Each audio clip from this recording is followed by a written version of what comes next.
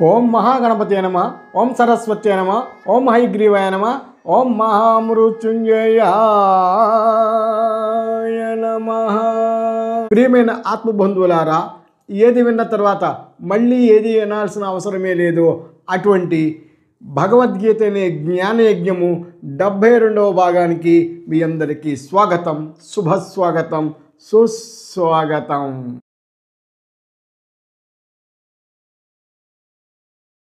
ప్రియమైన ఆత్మబంధువులారా, మనం మోక్ష సన్యాస యోగం 10వ భాగంలో ప్రవేశించామండి.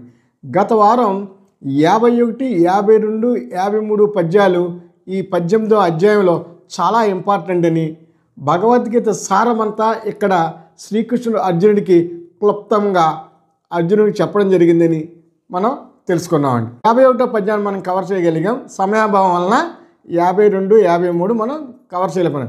మరి ముందుకు వెళ్దామా? వివిక్త సేవీ లగ్వాసి యతవ్వాకాయ మానస ధ్యాన యోగ పరో నిత్యం వైరాగ్యం సముపాశ్రిత.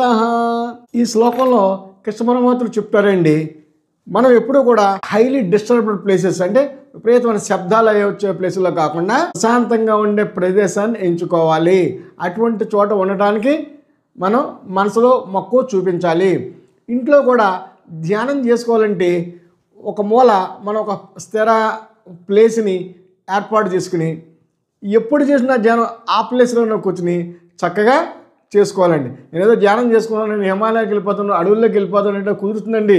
మనం జనారణ్యంలో ఉన్నాం. జనారణ్యంలో ఉంటూ మనం తపస్సు చేసుకోగలుగుతున్నాం, అంటే ధ్యానం చేసుకోగలుగుతుంటే కొంత ప్లేస్ను మన ఇంట్లో మనం సమకూర్చుకుని, ఇది కూడా మహాద్భుతమైన విషయమే.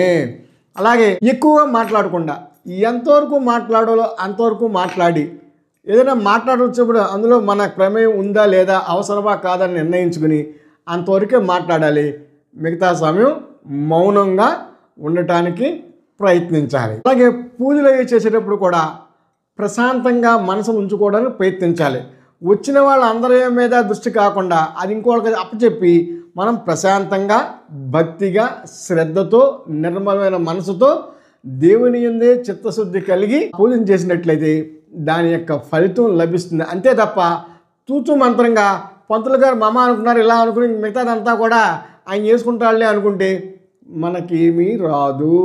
అక్కడ శ్రద్ధ లేదు, భక్తి లేదు, మనసు నిర్మలంగా అక్కడ పెట్టలేదు. ఇవన్నీ కూడా చాలా చాలా ఇంపార్టెంట్ విషయాలండి. మనం వీటి గురించి పెద్ద ఏం పట్టించుకో, నేను పూజ చేసేసాను, వ్రతం చేసేసాను అనుకున్నాను తప్ప, పాటించాల్సిన విధి విధానాలతో చేసేదే వ్రతం అవుతుంది తప్ప అంగు ఆర్భాటాలతో చేసి నేనేదో చూపించుకోవడం, నేనే కాబట్టి చేస్తున్నాను చెప్పుకోవడం చేసేవి కూడా అత్యంత ఫలదాయకము కాదు. అక్కడ ఉండాల్సిందండి మనసు, భక్తి, శ్రద్ధ. నెక్స్ట్ లగ్వాసి అని అంటే మనం మితంగా భోజనం చేయాలి. ఎంతవరకు తినాలో అంతే తినాలి. భోజనం ఎక్కువైనా ప్రమాదమే, తక్కువైనా ఇబ్బంది. అసలు తినకపోతే మరింత ప్రమాదంలో పడతాం. ఈ దేహాన్ని మనం ఒక దేవాలయం భావించినట్లయితే ఇందులో కూడా దేవుడు ఉన్నాడండి, అది మర్చిపోకండి. పరమాత్మ స్వరూపుడు, ఆత్మస్వరూపుడుగా మనలోనే ఉన్నాడండి. అంచేత నిరాహారంగా ఉండకూడదు. మితాహారం చాలా మంచిది. ఎక్కువగా కనుక ఆహారం తీసుకున్నట్లయితే అది బద్ధకంగా మారి నిద్రలోకి వెళ్తాము. సముచితమైన ఆహారము నియమితమైన పాలలో కనుక మనం తీసుకున్నట్లయితే ఉత్సాహవంతులై ఉంటారండి. మెదడు కూడా చక్కగా పనిచేస్తుంటుంది. చేసిన పని మనసు లగ్నం అవుతుంది. ఇంకా మత్తు నుంచి బయటకు వచ్చేస్తుంటాం. మత్తేం రాదు అక్కడ. చేత తినాల్సిన. అలాగే ఈ తినేటువంటి ఆహారంలో కూడా సాత్వికమైన ఆహారం తీసుకోవడానికి ప్రయత్నించాలండి. చాలా చోట్ల కృష్ణ పరమాత్ముడు భగవద్గీతలో కూడా చెప్పడం, ఆహారము సాత్వికమైన ఉండాలి. సాత్వికమైన ఆహారము సాత్వికమైన మనసును ఇస్తుంది. మన ఆలోచన విధానాలన్నీ కూడా సాత్వికంగానే ఉంటాయి. ఉద్రేకాలు లేకుండా మనసు ప్రశాంతంగా ఉంటుంది. ధ్యానం అయ్యి చేసుకున్నట్లయితే కూడా మనసు ఆ ధ్యానంలో నిలబడుతుంది. అలా కాకుండా రాజసాహారము, తామసాహారంలోకి వెళ్ళామనుకోండి, దానికి తగ్గట్టే మనసు ఉంటుంది. మన మనసు ఎప్పుడూ నిశ్చలంగా వంచటం కుదరదు. అంచేత ఆహారంలో సాత్వికమైన ఆహారం తీసుకోవడానికే మనం ఎక్కువ ప్రాముఖ్యత ఇవ్వాలి. సాత్వికమైన ఆహారము సాత్వికమైన మనసును ఇస్తుంది. జైసే అన్ వైసే మన్ అలాగే కదా అంటారని. ఏ విధమైన ఆహారం తీసుకుంటామో మన ఆలోచన కూడా అలాగే ఉంటే అటువంటి మనసే ఉంటుంది. ఇక్కడ చాలా శ్రద్ధ తీసుకోవాలని చెప్పి శ్రీకృష్ణ పరమాత్ముడు మరొకసారి వివరంగా చెప్పడం జరిగిందండి. వాక్కాయ మానసః అంటే మనం మాట్లాడే మాటని, మన ఇంద్రియాలని, అలాగే మనసును కూడా మనం ఎప్పుడు కూడా అదుపులో ఉంచుకోవాలి. అంటే దీన్ని ఏమంటే త్రికరణాలు అంటండి. ఈ త్రికరణాలను కూడా ఎప్పుడు కూడా మనం స్వాధీనంలో ఉంచుకొని మన మనసు ఏ విధంగా ఆలోచిస్తుంది, మాట ఏ విధంగా దాన్ని ఏ విధంగా మనం వ్యక్తం చేస్తున్నాము, చేసేటప్పుడు దానికి అనుగుణంగా చేస్తున్నాం. లేదంటే మనసులో ఆలోచించేదోటి, బయటికి చెప్పేదోటి, చేసేది వేరొకటి అలా ఉండకూడదు. ఆలోచించుకునేది, మనం చెప్పేది, మనం చేసేది కూడా 3 కూడా సింక్రనైజ్ అయి ఉండాలి. ఇదేనమాట త్రికణాలు అంటే త్రికరణ శుద్ధి అని కూడా అంటారు. ఇష్టం వచ్చినట్టు మాట్లాడడం, ఇష్టం వచ్చినట్టు చేయటం, అంతా నా ఇష్టం అనుకున్న కూడా ఇవన్నీ కూడా సరైన విషయాలు కాదు. దీని అన్నిటికీ మనసు ప్రధానం కారణం కాబట్టి మనసును మనం నియంత్రణలో ఉంచుకోవాలి. తర్వాత వైరాగ్యం సముపాశ్రిత, కోరికలను వదిలిపెట్టడమే వైరాగ్యం అండి. వైరాగ్యాన్ని కలిగి ఉండాలి. దీని ఎందు ఆసక్తి కలిగి ఉండకూడదు. ఆసక్తి కలిగి ఉంటే మనసు దాని ఎందు తగులుకుంటుందండి. ఇంకా అలా వెళ్ళిపోతూ ఉంటుంది.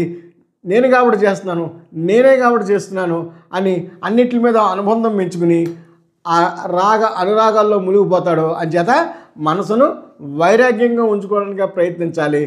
అంటి ముంటనట్టుగా ఉండి ఎంతవరకు కావాలో అంతవరకే ఉండాలండి. ఈ వైరాగ్యాన్ని పాటించేటప్పుడు సడన్పులు ఏమి ఉండకూడదండి, నిశ్చలంగా పాటించాలి. అంటే మీరు చెప్పేది ఏంటండి, మరి నేను పెళ్లి చేసుకున్నాం, భార్య పిల్లలు అందరూ ఉన్నారు, వీళ్ళందరూ వదిలిపెట్టేసి నేను వైరాగ్యంగా ఉండాలి, అదేనండి మీరు చెప్పేది?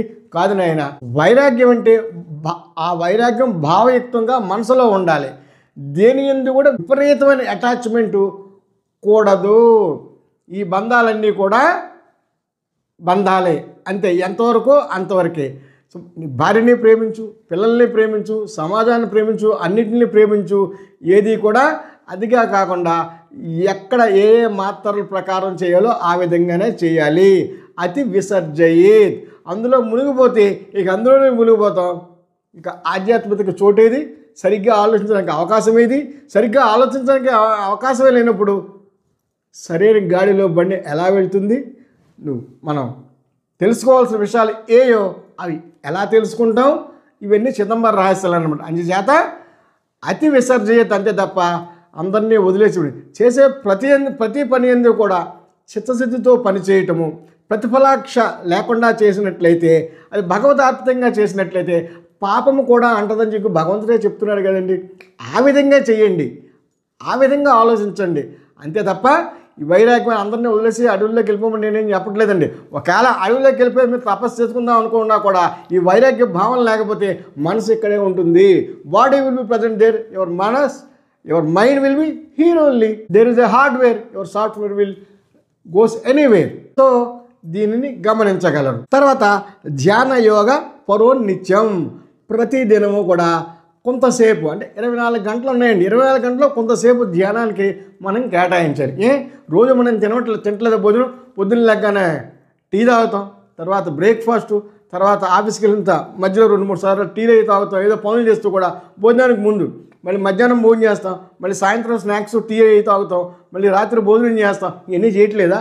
ఇన్ని ఎలా చేస్తున్నాం అలాగే ఈ ధ్యానాన్ని కూడా మన జీవితంలో ఒక భాగం ఒకని కొంత సమయం 10 నిమిషాలు 15 నిమిషాలు నిరంతరం అభ్యాసం చేయండి అని చెప్తున్నాయండి శ్రీకృష్ణ పరమాత్ముడు.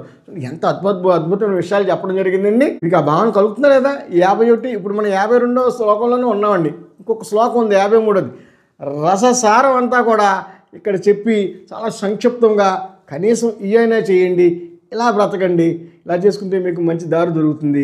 ఎప్పుడైతే మంచి దారి దొరికిందో భగవంతుని చేరుకునే మార్గం కూడా దొరుకుతుందని చెప్పడం జరిగిందండి. అహంకారం బలం దర్పం కామం క్రోధం పరిగ్రహం విముచ్య నిర్మమ శాంతో బ్రహ్మభూయాయ కల్పతే. అహంకారము, బలము, దర్పము, కామము. కామం అంటే ఇక్కడ సెక్షువల్ డిజైర్సే కాదండి, ఏం చూసినా నాకే కావాలి, విపరీతమైన కోరికలు కలిగి ఉండటం అనమాట. దాన్ని కూడా కామంగానే పరిగణిస్తూ ఉంటాం. అలాగే కోపము, ఇతరుల యొక్క వస్తువులు, ఇతరుల యొక్క ఆస్తులు తండ్రి నన్ను లాక్కోవటం, ఇటువంటి విపరీతమైన బుద్ధులు వీటన్నిటిని కూడా వదిలిపెట్టాలి. వీటిల్లో ఏమన్నా ఉందండి? అహంకారము, బలము, దర్పము, కామము, కోరికలు, వీటిలో ఏమన్నా ఉంది? ఏమీ లేదు. వీటినన్నిటిని వదిలినప్పుడే మానసిక ప్రశాంతత లభిస్తుంది. ఎప్పుడైతే ఈ విధంగా ఎవరైతే ఉండటం ప్రారంభించారో దెన్ ఇక్కడ కృష్ణమూర్తి చెప్పండి, he will be eligible or a qualified person to see the Parandhama and for getting moksha. అంటే ఎవరైతే ఈ విధంగా ఉంటారో వారికి ఆ పరంధాముని యొక్క స్వరూపాన్ని చూసే అవకాశం లభించడానికి క్వాలిఫై ఉంటాడు, అంటే ఎలిజిబుల్ అయి ఉంటాడు. తప్పకుండా ఆ మార్గాన్ని పయనించి ఆయన చేరుకోవడానికి అవకాశం లభిస్తుందని చెప్పి తేటతెల్లంగా ఇక్కడ చెప్పడం జరిగిందండి. ఈ అహంకారం ఎక్కడి నుంచి వస్తుంది? నేను అనే ఫీలింగ్ నుంచి వస్తుంది అనమాట. నేను అని మనం తెలుగులో అంటామండి, అహం అని సంస్కృతంలో అంటాండి, మై అని హిందీలో అంటామండి. ఎప్పుడైతే నేను అనే భావం విపరీతంగా పెరిగిపోయిందో, నేను ఈ శరీరము ఒకటే, శరీరము నేను ఒకటే అనేటువంటి దేహభావంతో ఉంటాడో, ఈ అహంకారం ఇంతింతే ఒకటింతే పెరిగిపోతూ ఉంటుందో, అందరినీ నీచంగా చూడటం, దర్పము అహంకారం ప్రవర్తించటం, అన్నీ నాకే కావాలి, ప్రతిదీ నాకే కావాలంటే మానసిక స్థితిలోకి వెళ్ళిపోవటం, మీసం తిప్పడం, తొడగొట్టడం, ఇటువంటివన్నీ కూడా జరుగుతూ ఉంటాయి అన్నమాట. అలాగే ఎవరైనా తన మాట వినకపోయినా, తను అనుకున్నది జరగకపోయినా విపరీతమైన కోపం వచ్చేస్తుందండి. ఆ కోపంలో అతను ఏం చేస్తాడో కూడా అతనికి తెలియదు, చాలా అసహ్యకరంగా కూడా ప్రవర్తిస్తూ ఉంటాడు. ఇవన్నీ ఈ కోపంలో వచ్చిన ప్రాబ్లం. ఈ విధంగా మనిషి రోజుకి అధపాతానికి వెళ్ళిపోతుంటాడు. మనశ్శాంతి కరువు అవుతుంది, నిద్ర కరువు అవుతుంది, తను ఏం చేస్తున్నట్టు కూడా తాను తెలుసుకోలేని స్థితిలోకి వెళ్ళిపోతాడు. అందుకని వీటిని విడిచిపెట్టాలి అని ఈ శ్లోకం ద్వారా కృష్ణ పరమాత్మ చెప్పాడు. ఎందుకంటే అహంకారం, బలం, దర్పం, కోరికలు, కామము, కోపం ఇవన్నిటిని కూడా అదుపులో ఉంచుకోవాలి, వీటిని విడనాడాలి. గట్టిగా అదుపులో ఉంచుకుంటే విడనాడాలి. ఇవన్నీ మంచివి కాదు. అర్థమైందండి మీకు? ఎంత సూక్ష్మంగా ఇవన్నీ కూడా అర్జునుడికి చెప్పాడు. ఇవన్నీ మన జీవితానికి కూడా అన్వయించుకుంటే ఎంతో ఉపయోగకరంగా ఉంటుంది. వాటి నుంచి బయటికి రాకపోయినా, వాటిని విడకపోయినా అధపాతాళానికి వెళ్ళిపోతామండి. గమనించగలరు. ఏ మార్గం ఎంచుకోవాలన్నది కూడా స్వేచ్ఛ భగవంతుడు మనకి ఇచ్చాడు. బ్రహ్మభూత ప్రసన్నాత్మ నశోచతి నకాంక్షతి సమసర్వేషు భూతేషు మద్భక్తిం లభతే పరా. పై శ్లోకంలో చెప్పినటువంటి అవలక్షణాలన్నింటినీ ఎవరైతే వదిలిపెడతాడో, ఎవరైతే బ్రహ్మజ్ఞాని అవుతాడో అతని మనసు ఎప్పుడు ప్రశాంతంగా ఉంటుంది. దేనిని కోరుకోడు, సుఖదుఖముల రెండింటినీ కూడా సమానంగా చూస్తాడు. ఎల్లవేళలా ఆత్మానుభూతి పొందుతుంటాడు. అతడు ఉత్కృష్టమైనటువంటి భక్తిలో పరాకాష్ఠకు చేరుకుంటాడు అని ఈ శ్లోకం ద్వారా కృష్ణ పరమాత్మ చెప్తాడండి. అంటే ఆ అవలక్షణాలన్నింటినీ తొలగించుకుని ఉంటాడు అన్నమాట. అతను కోరికలు అంటూ కూడా ఏముండవండి. మనసు ఎప్పుడూ శాంతంగా ఉంటుంది. ఆశలు అవన్నీ ఇటువంటి ఏమి ఉండవు. మనసు ప్రశాంతంగా ఉంటుంది. అటువంటి వాడు తన పరాభక్తుడు అవుతాడు అని కృష్ణ పరమాత్మ చెప్పడం జరిగిందండి. ఇక్కడ పరాభక్తి అంటే శంకరాచార్య వారు ఏం చెప్పారండి? స్వస్వరూపానుసంధానం భక్తి రీత్యభిజీయతే. అంటే తన యొక్క స్వరూపమును తెలుసుకోవటమే. అంటే స్వస్వరూపాన్ని ఎవరైతే తెలుసుకుంటారో అప్పుడు అతడు నిజాన్ని తెలుసుకున్నట్లుగా భావించాలి. పరిపూర్ణమైన జ్ఞాని అయ్యాడనమాట. ఈ వాజ్ అందుకే చెప్పాడు, he was a qualified person to see the Parandhama and to go to the moksha. ఎవరైతే ఈ విధంగా ఉంటారో, ఎవరైతే బ్రహ్మజ్ఞాని అవుతారో అతనికి అర్హత లభిస్తుంది పరంధాముని చేరుకోవడానికి, మోక్షాన్ని పొందటానికి. భక్త్యా మామభిజానాతి యావాన్యశ్చాస్మి తత్వతః తతో మాం తత్వతో జ్ఞాత్వా విశతే తదనంతరం. అర్జున, కేవలం భక్తి మార్గం వల్లనే మానవుడు ప్రప్రథమంగా తన గురించి తాను తెలుసుకుంటాడు.